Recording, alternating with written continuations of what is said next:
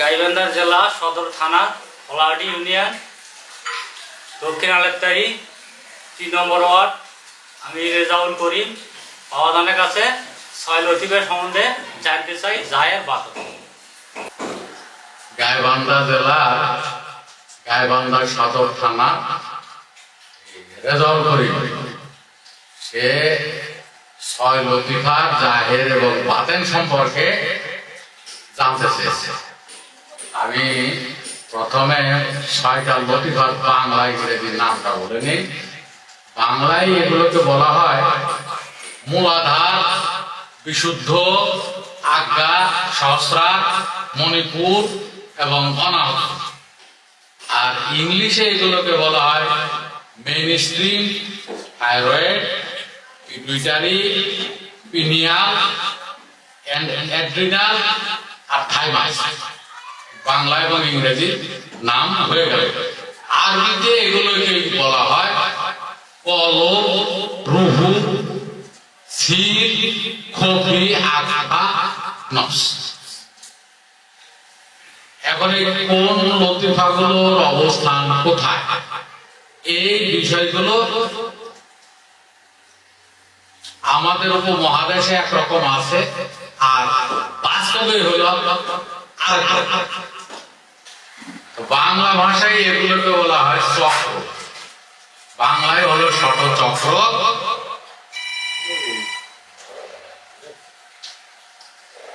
বাংলায় বলা হয় ষটচক্র, আরবিতে বলা হয় লতিফা, আর ইংলিশে বলা হয় এগুলো প্ল্যান। তো বাংলায় ষটচক্র যার বোঝা নাই সে আর লতিফা বুঝতে পারবে। বাংলায় ষটচক্র মানে মানবদের 6টা অনাল গ্রন্থি, যেখান থেকে কাজ ইন্দ্রিয় বাদে, যেমন মাথার তালু, সেটা আমরা দেখি বাচ্চাদের মাথার তালু টাস টাস করে নড়ে, বড় হলে আর দেখা যাবে। এমনি কারো কারো মতে এই যে 2 ভ্রুর মাঝখানে, কপালের 2 ভ্রুর মাঝখানে এখানেও একটা চক্রের অবস্থান আছে, কারো মতে গলায় চক্রের অবস্থান আছে, আর কেউ বলে ডান স্তন, বাম স্তন, এগুলো তো চক্রের অবস্থান আছে, আর নাভি বলে চক্রের অবস্থান আছে। এই ভাবে 6টা চক্রকে আমাদের উপমহাদেশে দেখা যায়। এই 6টা চক্রকে আরবিতে আবার লতিফা বলে, সেটা হলো সিত্তা লুতাফাউ, 6টা অনাল গ্রন্থি বা 6টা চক্র। ইংলিশে এই ধরনের নামকরণ আছে। আবার কারো কারো মতে এগুলো 10টা, এর সঙ্গে আগর জল, মাটি, বাতাস যুক্ত। এরা ওইভাবে নামকরণ করছে। তরিকাবাদ যারা, তরিকা পীর, তরিকা শায়েখ, এরা আবার এটাকে 10টায় ভাগ করছে। আর মূলত এটা অনেক আগে থেকে 6 লতিফাই ছিল। ষটচক্র, যেমন ষড়রিপু তেমন ষটচক্র। এই ষটচক্র মানব দেহকে সুস্থ রাখে। চক্রগুলো যদি নড়চড় হয়, এটাই হাকিকত বলছে, বাস্তবতা বলছে, হাকিকত বলছে। এই চক্রগুলো যদি যথাযথ জায়গায় সক্রিয় থাকে, ওই মানুষটা সুস্থ। একটা নিষ্ক্রিয়, একটা সক্রিয়, তখন এই মানুষটা হয় অসুস্থ। দেখবে যে 2 বছরের বাচ্চা খুব কাঁদে, খায় না, দুষ্টামি করে, জামাই দেয়, ভাঙে, ওর চক্রগুলো নড়চড় হয়ে গেছে। যখন এই চক্রগুলো ঠিক করে দেওয়া হয়, তখন ওই ছেলেটা খায়, কান্না বন্ধ করে। এমনি দেখবে যে একটা 7-8 বছর, 10 বছরের কিশোর, আবার 18, 20, 25 বছরের মানুষ, তারাও চোর, গুন্ডা, বদমাশ, টাউট হয়। দেখা যাবে যে ওদের চক্রগুলো নড়চড় হয়ে গেছে। যখন এই চক্রগুলো তাদের ঠিক করা হবে, ওরাও ভালো মানুষের রূপান্তর। সাধারণত আমরা এইভাবে বুঝবো যে এই চক্রগুলো যদি অধিক সক্রিয় হয় তাহলে সমস্যা হতে পারে, অধিক নিষ্ক্রিয় হলে সমস্যা হতে পারে।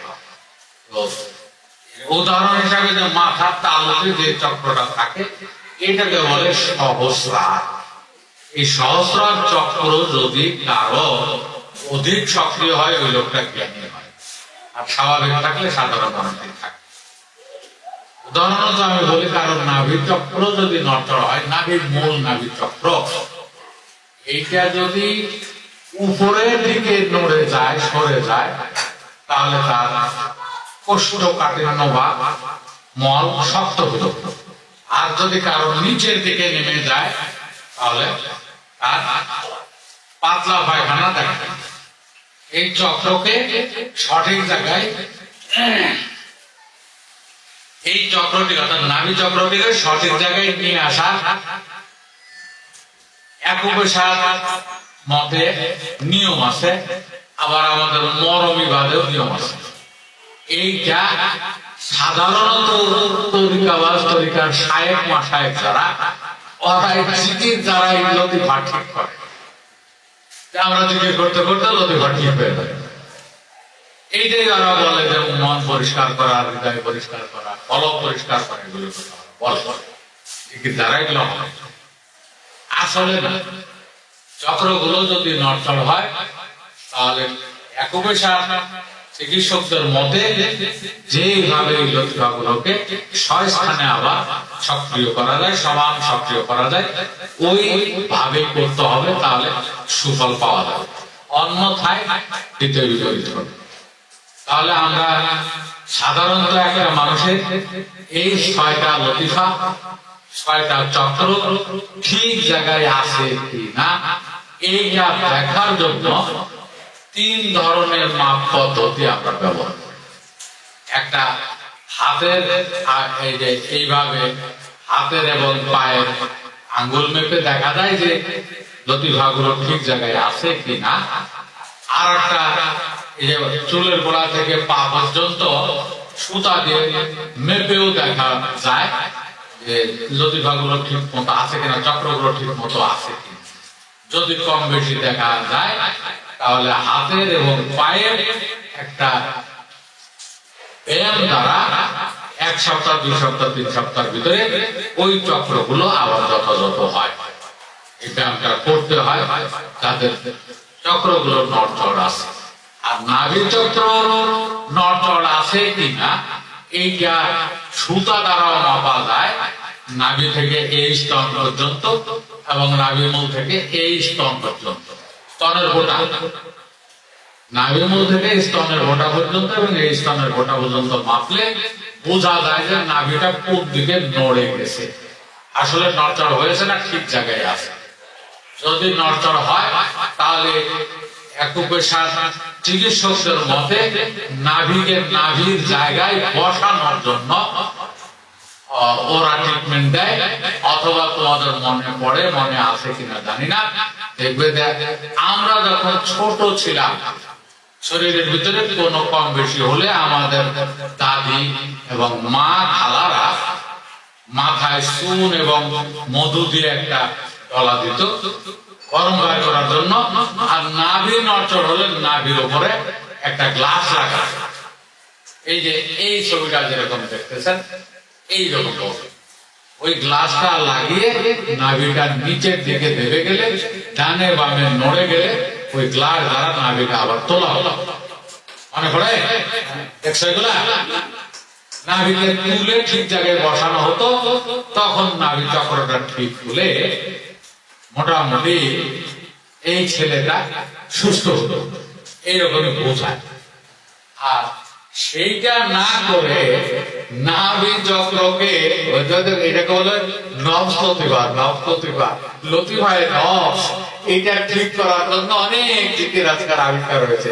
আসলে কোনো কাজের না, কোনদিন কারো কোনো কাজে আসবে না যতক্ষণ পর্যন্ত ওই নাভি চক্রকে বা নবস লতিফাকে যথাযথ জায়গায় বসানো না হবে।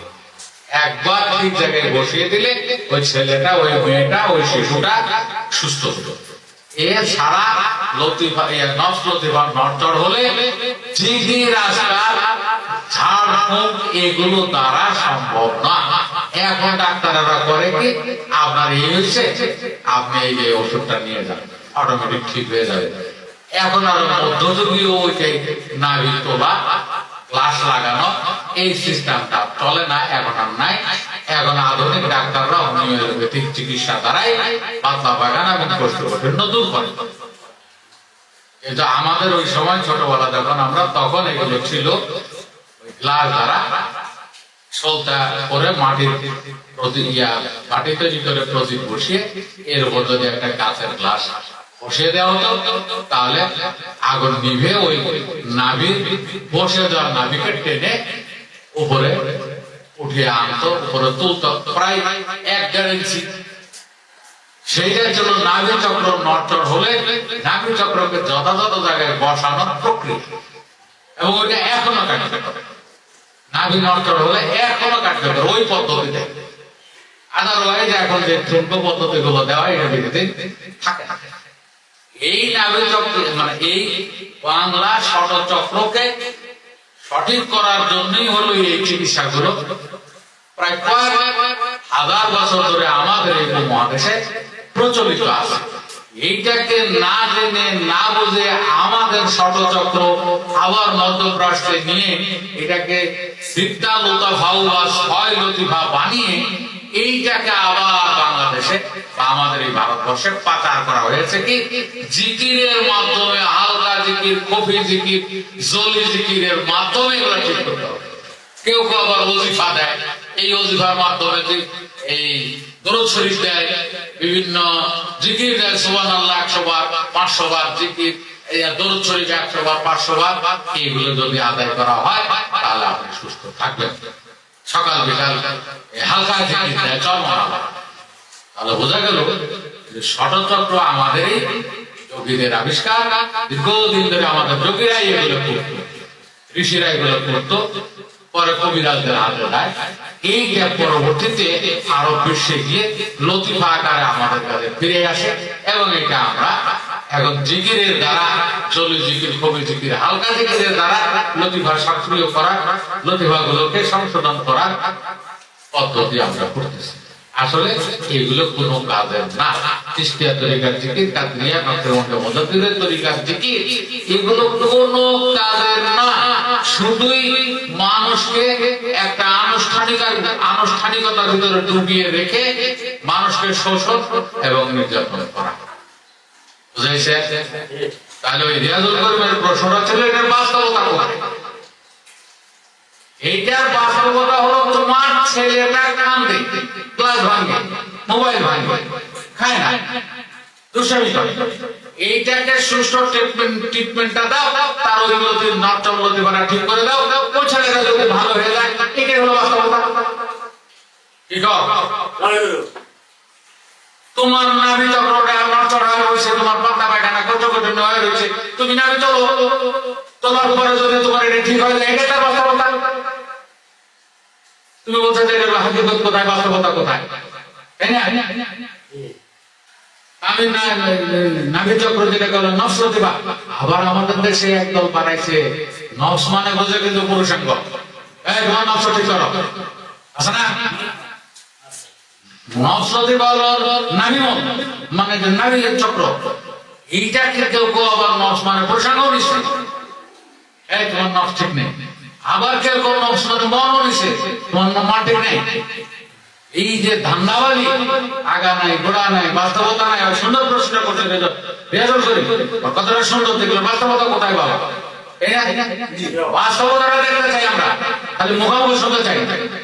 এই যে সুন্দর একটা কথা বলছে, এর কথায় ডাইরেক্ট আমি বলে দিলাম যে কোন মানুষের চক্রগুলো যদি নড়চড় হয়, 6টা চক্রে কোন চক্র নড়চড় হলে কি হয়, এটা বিস্তারিত আমার এই বইটা আছে, বইটার নাম হলো তরিকত দর্শন। আবার আরেকটা বই আছে, বইটার নাম হলো পরম্পরা তত্ত্বের প্রথম খণ্ড। এই দুটা বইয়ে বিস্তারিত এই বিষয়ে লেখা আছে যে আমরা চক্রগুলোকে কিভাবে ঠিক করবো, কোন চক্র নড়চড় হলে মানুষের ভিতরে কি কি অবস্থা পরিলক্ষিত হয়। এটা হলো বাস্তবতা, বাস্তব। এটা এখন বর্তমান, এটা কোনো বাকি না। আর এটাকে জিকির দ্বারা সংশোধন করবে। আবার বলে কলব লতিফা আর হলো রুহ লতিফা। কাদরিয়ালারা বলে কলব ডানে রুহু বামে, চিশতিয়ালারা বলে রুহু বামে, মানে কলম হলো বামে আর হলো ডানে। আবার আরেকজন বলে যে কলম লতিফা নাকি কণ্ঠে। এখন আমির হামজা কুষ্টিয়ার মুফতি আমির হামজা তার একটা বক্তব্যের ভিতরে বলছে যে কলম মাথায়, কলম লতিফা মাথায়। আবার জাকির নায়েক এরকম মন্তব্য করছে। কারণ কথা, তাহলে আবহমান কাল থেকে কয়েকশো বছর ধরে আমাদের এই উপমহাদেশে 360 আউলিয়া আউলিয়াতে এখানে পীরের অভাব নাই। এখানে ভণ্ড পীর, ভণ্ড গুরু, ভণ্ড সাধক, গদিন পীর, ভারপ্রাপ্ত পীর, আর দাদা পীর, ফুফু পীর, তারপরে কি ফুফা পীর আছে, অভাব নাই। নুরুল্লাহ গুরু গেলে সব ভারপ্রাপ্ত পীর না, এক গদিন শিল্পী। আমরা যদি সুরেশ্বর যাই গদিন শিল্পী, আমরা যদি মালভান্ডারিতে যাই গদিন শিল্পী, আবার আগ্রসীতে গেলে গদিন শিল্পী। তাহলে সবাই যদি গদিন শিল্পীর হয়, সাধক কই, সাধক গুরু কই? Thanks for watching. Lots of love.